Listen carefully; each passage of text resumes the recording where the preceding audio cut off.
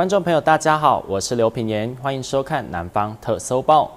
因为新冠疫情影响，经济部为振兴公有市场提出产业与事业的纾困，市府积极向中央申请西市场风貌，重现计划补助经费，希望改善西市场周边的风貌。行政院长苏贞昌特别南下视察，并答应5800余万的补助经费。行政院长苏贞昌日前在经济部长王美花、立委陈亭妃与市长黄伟哲等人的陪同，南下视察西市场古迹风貌重现规划的办理情形。透过文化与经济发展局的简报，为完整呈现西市场过去的风华。虽然古迹修复已经完成，不过周边街廓整建大约需要5000万，希望争取中央的补助。由于106年的时候，这个市场要改建的时候，那个时候就已经市府承诺了，说他们先暂时搬离，让市府把这个改建做好，做完之后他们再搬回来。所以说文资委员会文化资产委员会也做了一些调整包括部位的部分。那后续由于这个市场必须是个，就是说因为已经有做承诺，它必须是个活的市场，所以后续有一些消防设施我们要再做，还有刚刚我们文化局跟市场处跟院长跟各位长官报告的，我们的那个这个后续的工程大概5800多万，那我们一定会努力来把这个做好，中央也期待中央能够支持。从局处长原先报告需要5000万。到市长最后确定5800余万，行政院长苏贞昌表示，答应要给的一定会给足，不过唯一的条件就是要管理得好。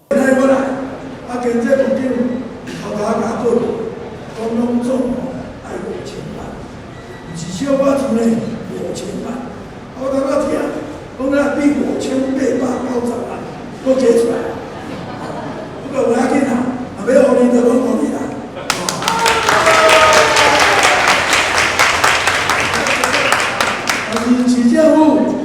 甲咱这全地会拢是有经过这各个所在要做好起来，我甲咱拜托一下，硬体起好啊，场面整理好啊，即摆以后伫遮拜托，互伊整齐有水准，互伊干净，人安尼看，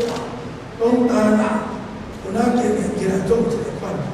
透过中央与地方合作，目前西市场主建物的古迹修复已经于今年的4月完成，未来争取5800万，将改善国华街侧边摊位的市场拆除重建，以及周边街廓的整建，希望如期在民国111年底来完工启用。记者林根台南报道。由中嘉宽屏庆联港都所举办的公益电影院，今年已经是连续第3年举办，每次都获得广大的收视户响应。用50元就能看on档的电影，还能送爱心关怀弱势孩童，也得到许多地方民代及企业的肯定。接下来4场与爱同行公益电影院名额有限，民众要赶快把握机会。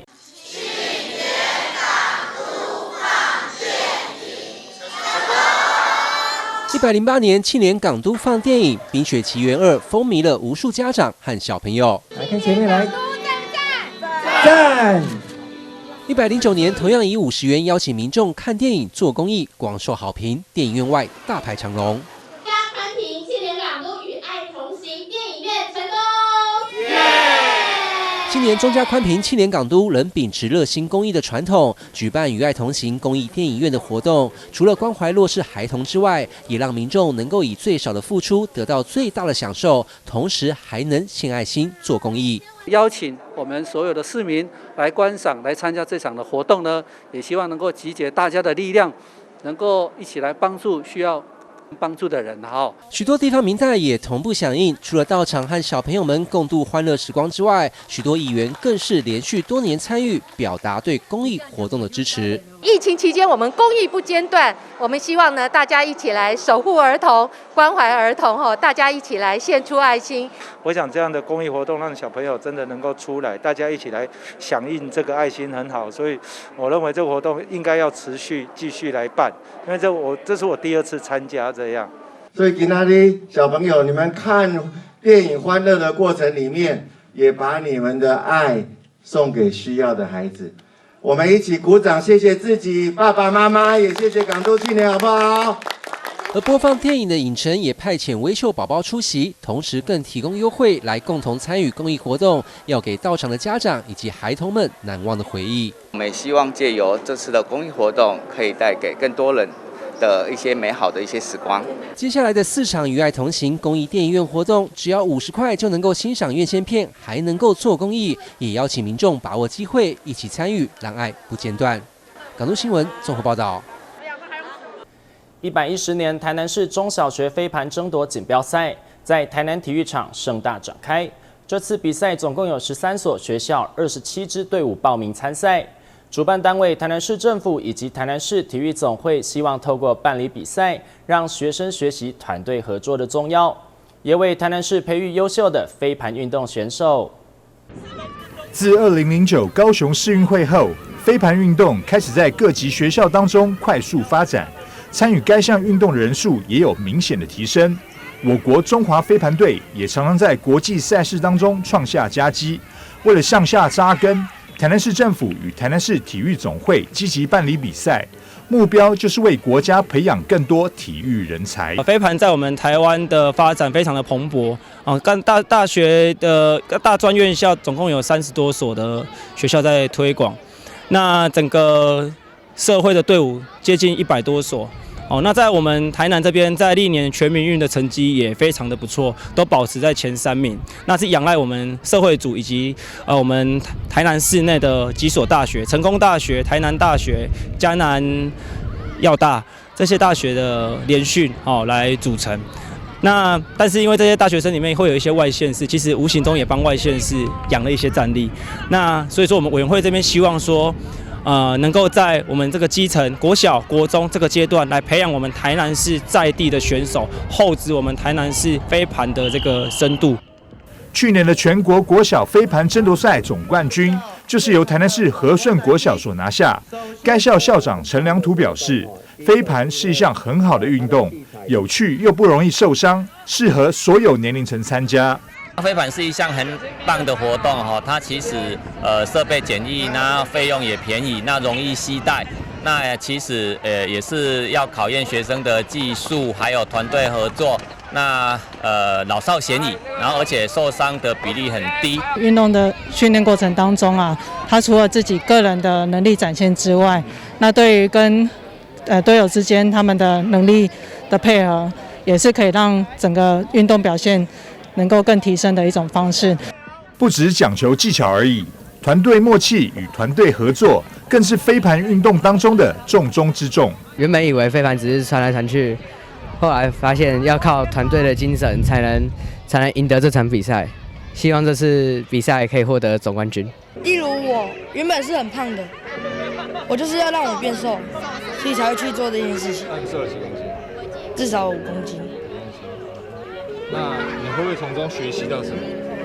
团队合作。台南市中小学飞盘争夺锦标赛，今年共有13所学校、27支队伍报名。主办单位希望透过基层杯赛的推动，能够让台南的孩子体验到飞盘的乐趣，进而投入飞盘的训练当中。同时，飞盘争夺赛也极有可能在2028洛杉矶奥运纳入比赛项目。现在这群在场上比赛的孩子，很有可能就是7年后在奥运会上发光发热的台湾选手。记者张秀维，台南报道。五斗柜倾倒造成幼童伤亡，三民区东光国小学生就发明一种不倒的五斗柜，不仅拿下金牌，还申请专利。另外，也有学生发明秒收晒衣架，类似打孔资料夹的开启方式，轻拉晒衣架的拉片，夹子上的衣服就能同时掉落，同样获得金牌。一般的晒衣架，每个夹子都要一个一个压开，很浪费时间。这组同学就是看到妈妈收衣服时很辛苦，就发明类似打孔资料夹的开启方式，只要拉一拉衣架上的拉片，夹子就能够同时松开，衣服就会一起掉下来，很方便，很省时。一个动作只要轻轻一拉呢，我们就可以同时收取所有的衣物，完全不需要像这样子用手一个一个按，导致手很酸。而且呢，如果用秒收晒衣架，还可以避免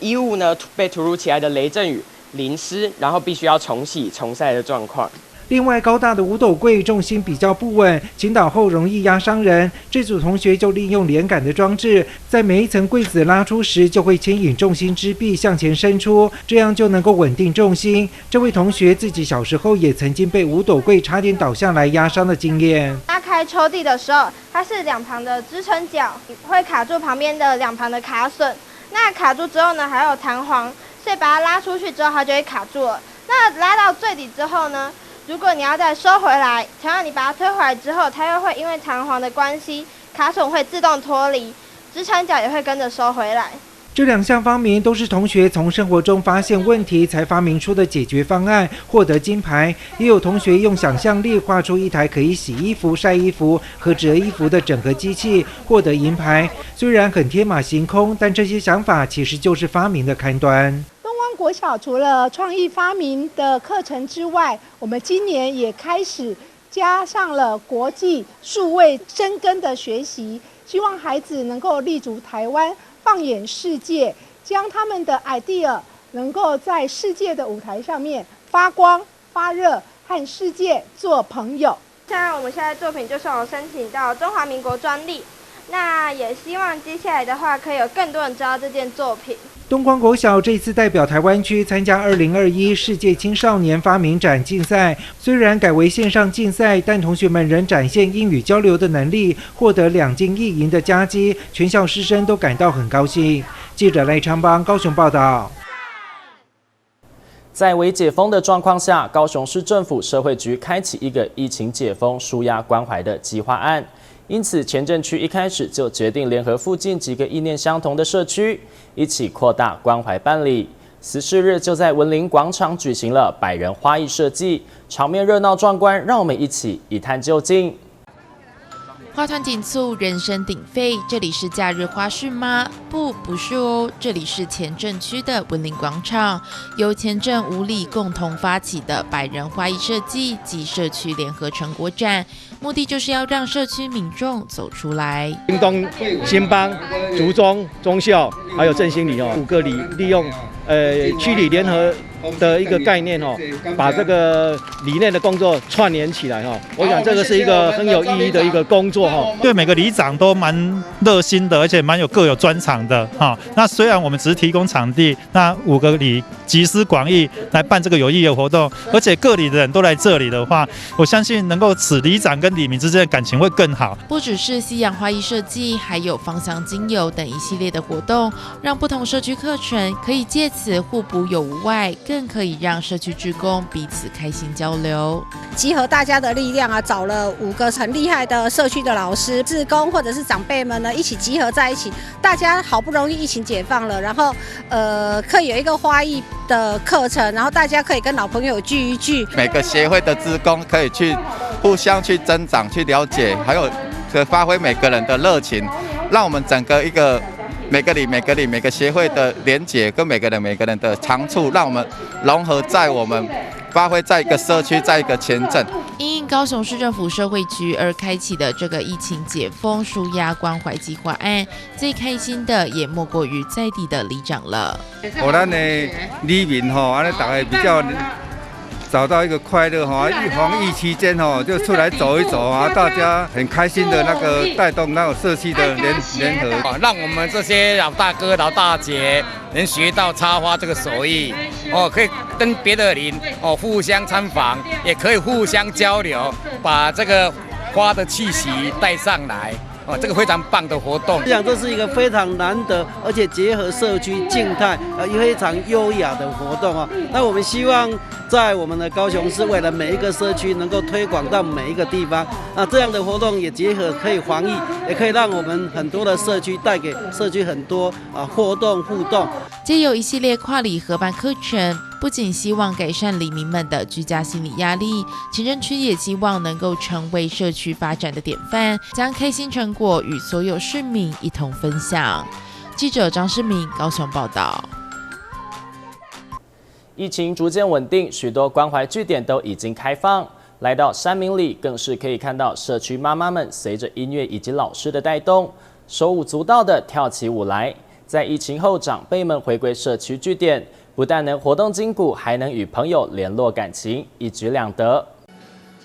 配合着轻快的音乐，举手投足都十分到位，不仔细看还以为是专业的舞团，但其实这里是山明里活动中心，老师带着社区妈妈们用律动以及舞蹈来达到运动的效果。我们每天星期二到星期五早上8点到9点20分，我们就来运动，然后有我们的几个小老师帮忙做一个带动，然后给长辈啊。其实我们这个运动就是不分年龄的，你很年轻的也可以跳，你年纪大的也可以跳，所以很受欢迎的。用流行歌曲大家都懂的音乐啊，然后我们编一些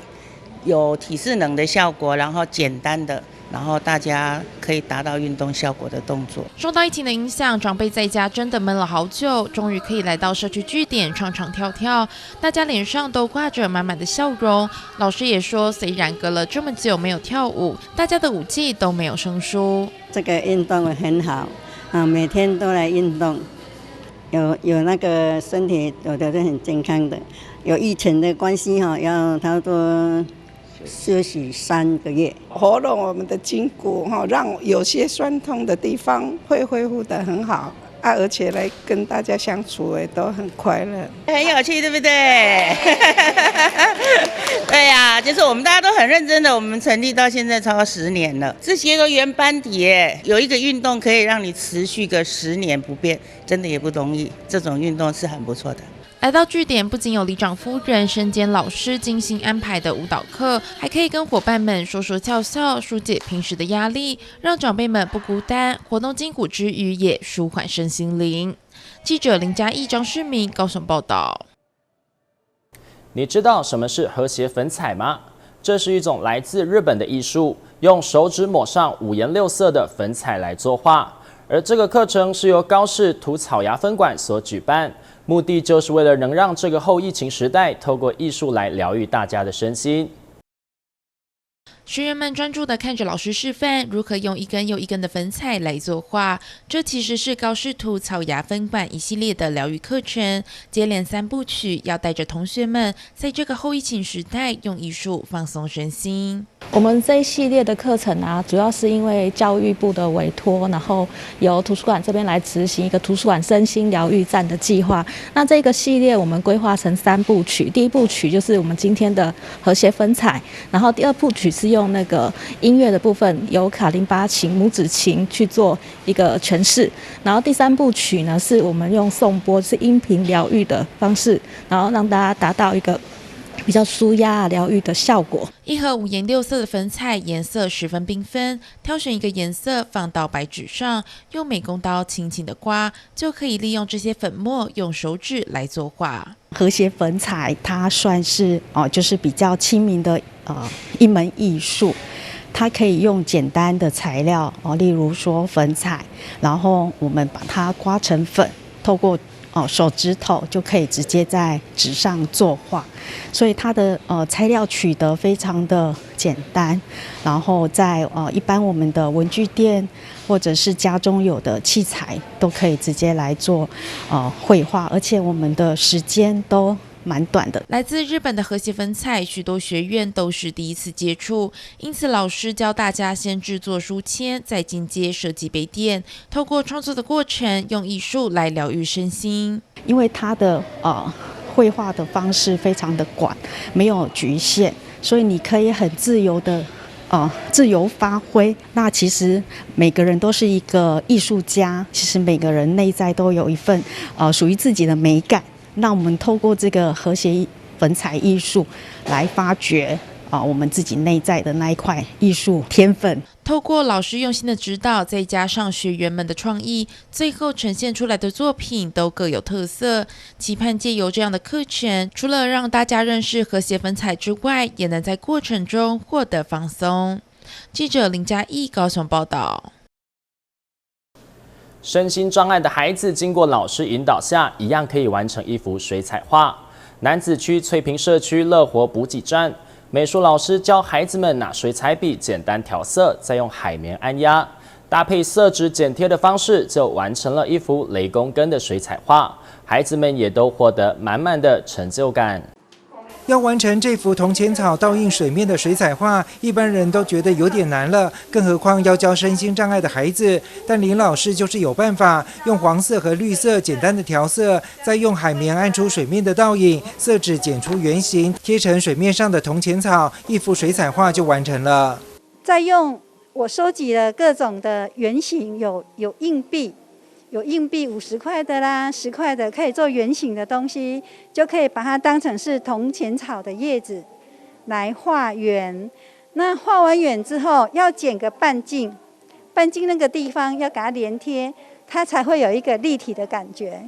对，然后画上了刃筋之后，铜钱草贴上去，我们的作品就完成了。又要画又要剪又要贴，对不同程度和障别的身心障碍孩子来说，还是有点难度。不过老师和志工都很细心的带领大家学习，做好每个步骤。慢慢的，大家都把圆剪得越来越圆，贴的也越来越有层次感。剪刀要拿起来剪的时候，有时候帮那剪刀去对他们的小肌肉来说，其实是有一些的功能是没有那么好、那么 OK 的。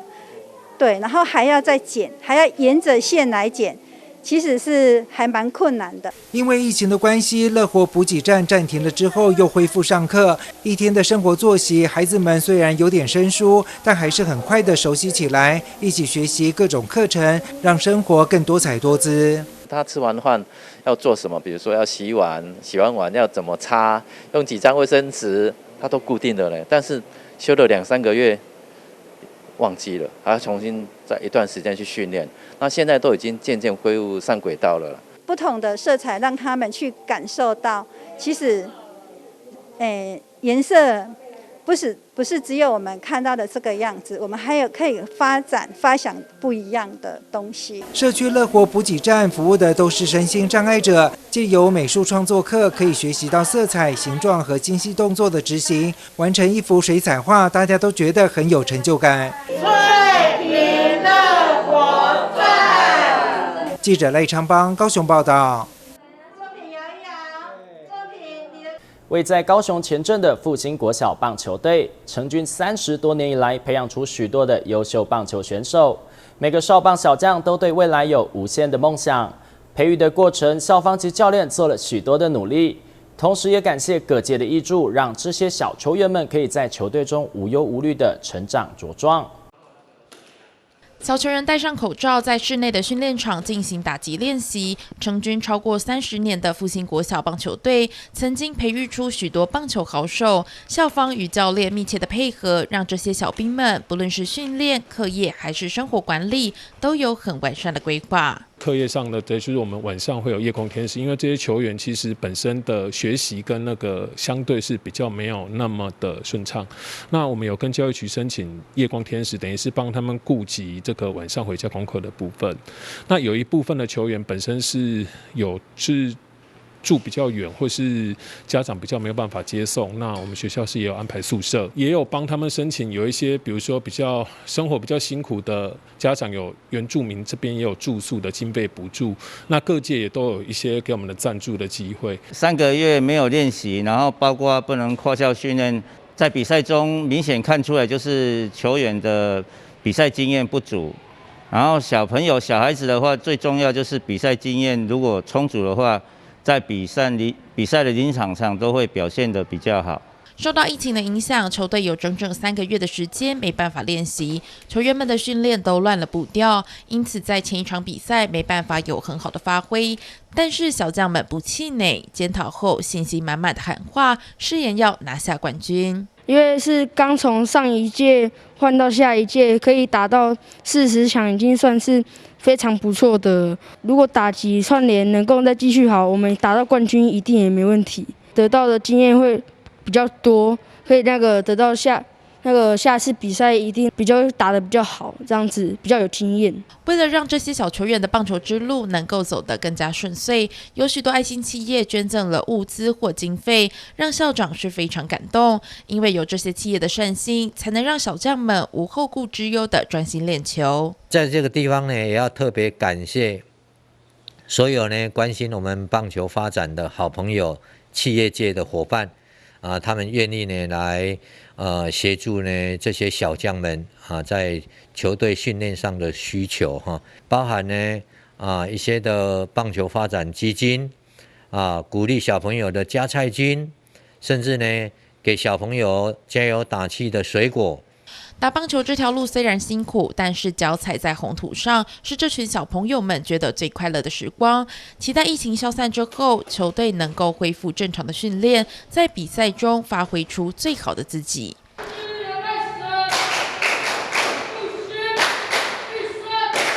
记者林嘉义高雄报道。感谢您的收看，祝你有个愉快的周末。我是刘品言，我们再会。